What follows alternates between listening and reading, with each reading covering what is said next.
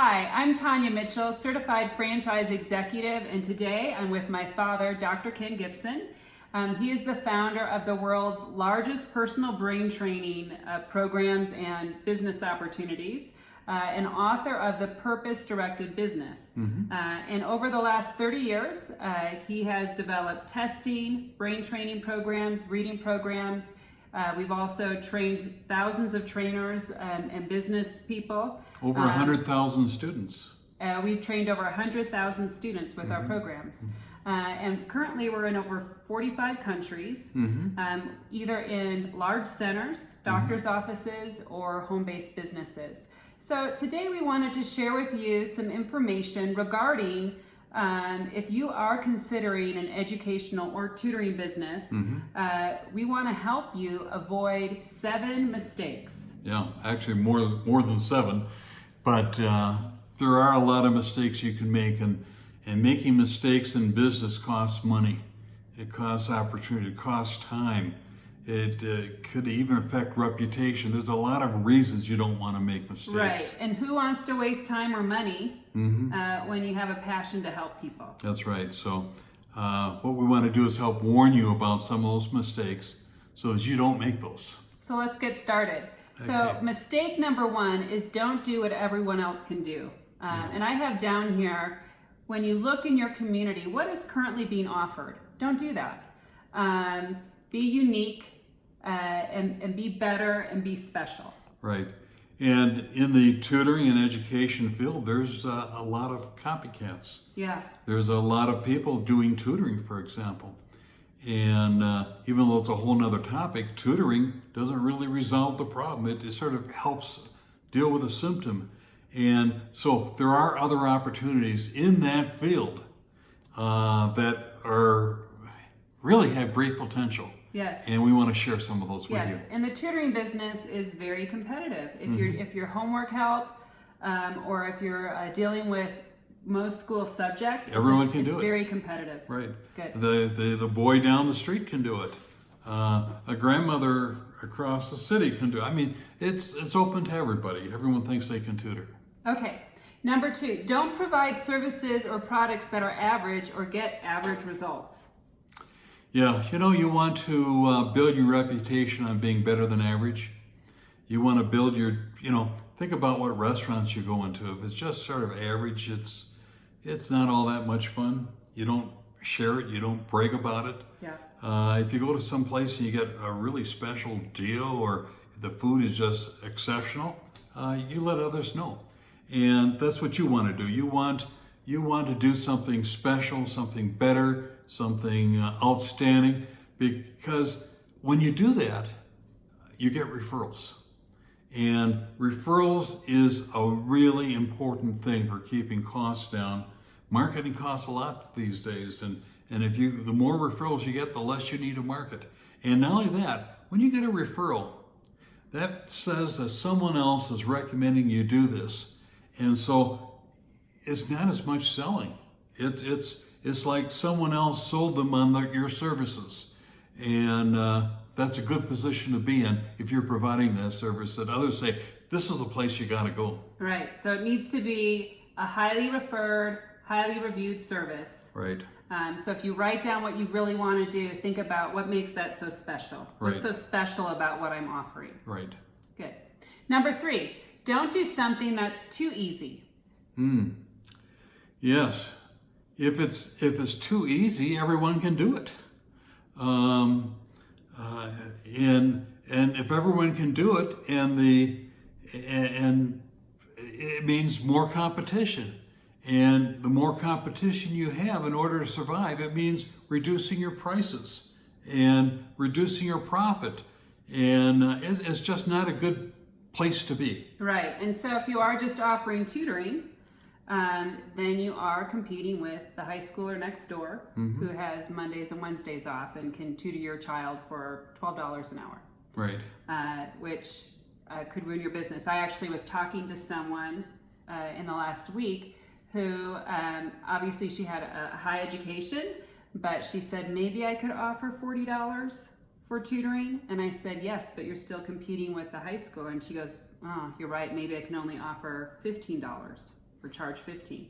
And so right there, she had just cut all the profit out of her And she business. also now competing with the tutoring franchise systems and large businesses, which really have fine-tuned the whole art of tutoring.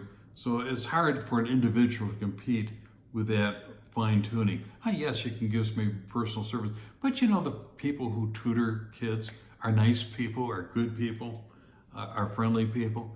But there's something beyond tutoring, and I will maybe cover that later, but tutoring doesn't resolve the real cause of most kids that are struggling. It only deals with the symptoms. And so something we're excited about is getting to the cause, why the person's struggling with learning or reading, and dealing with that. And that's a big advantage. Good. Number 4, and this sort of goes into what you're saying, don't provide a needless service. So, and we talked about, trends. So there's some trendy businesses. So yogurt shops were real trendy for a while, and then all of a sudden a bunch closed. There's a couple opening. But there's some businesses that are trendy, so it's actually delivering a want. Like the pet rock that used to be so. It's delivering a want versus a need. Right. So yes, base what you do based upon a need that's there today, has been there yesterday, and it'll be there tomorrow, and you're going to be better off. Right. Get something unique that's needed. Right. And special. And not a lot of competition. Good. Number 5. Don't struggle in a red ocean.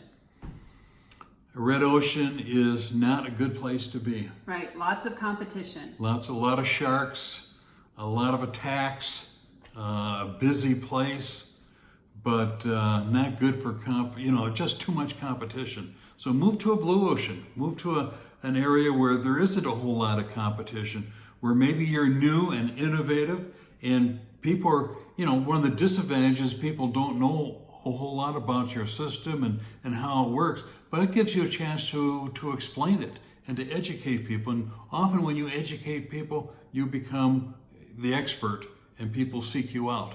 So move to that type of area. And when we talk about brain training, that's what we're talking about. There is some digital companies doing some things, but on a one-to-one basis, it's a wide open, it's a blue ocean. Yeah. And so there's lots of possibilities. So look for those type of opportunities.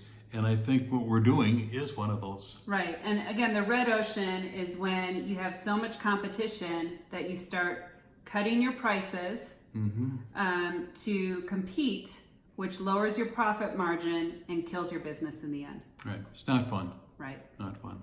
Next one. Don't accept a limited customer base.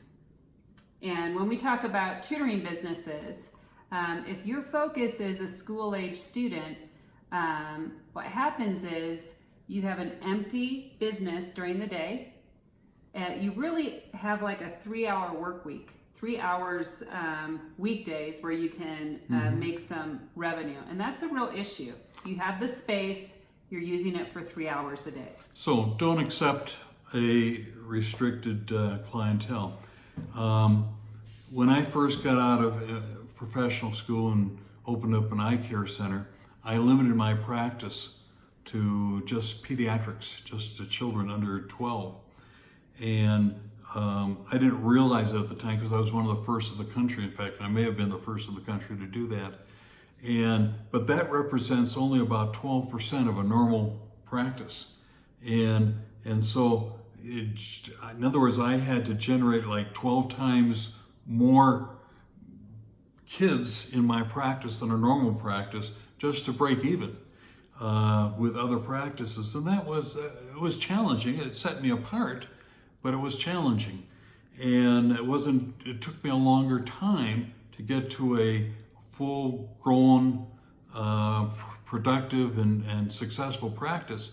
And I'm not sure I'd quite do that the very same way. I would maybe join a group of people that had other practices that took all ages and come as a person just dealing with the smaller age because all of them could help feed me. But when it comes to a business, be real careful about restricting. your clientele. And one of the good things about what we're doing now is the people that we can help aren't just kids in school. I mean, it's preschoolers, it is students in school, but we also work with adults, we work with brain injury, we work with senior citizens who are starting to lose some of their skills and they want to be sharper. We're working with adults who just want an advantage over others in their field by being sharper and learning easier and faster and doing things better. So the market is almost everybody, and that's a good market to be in. Good. Next one. Don't use inefficient systems and processes. Yeah. And, you know, that comes down to even finances and bookkeeping and the way you do things. The digital world has made things so much easier for us, where we can do things with less work and record things one time rather than 10 times. And so it makes sense to utilize modern tools that make our work easier for us. For example, marketing is an area that is greatly changed. I mean, you don't have to take the pictures, you take some pictures, but you know, newspaper ads had to be written, direct mail pieces had to be written, and although you still have to do that, it's so much easier using certain tools today to get those type of things done. So make sure you're in a system that utilizes tools to make your job easier. Right. And I was even talking about how my daughter had recently started at a new family business, a new restaurant here in town, and how the fact that they do not have these systems in place, how to greet people, who does what, who's responsible, has created some real discourse. And even though the food is very good food, because they do not have systems in place, it's ruining their business. So you need to make sure that you have systems in place for how to do the different things within your business. And this varies with the type of business. In a franchise system, you get all these systems. These systems are part of the system. If you're looking at a business opportunity, we're offering both. Then a lot of times you got to develop these systems. So that's one of the advantages of a franchise system, is that you have a lot of systems in place that make managing and running your business a whole lot easier. But that's something that you have to decide. But look for ways of increasing efficiency, reducing costs, and increasing profit. Good. Our next one is don't do it if it doesn't stir your passions. And this has a lot to do with your book, The Purpose-Directed Business. Right. I like to think, and I would hope, that everyone does something for a purpose, and they understand what their purpose is, and they seek to live out their life fulfilling their purpose. And a lot of times a purpose moves outside of meeting my needs to meeting the needs of other people, believing that if you help enough other people, you get all the help that you need.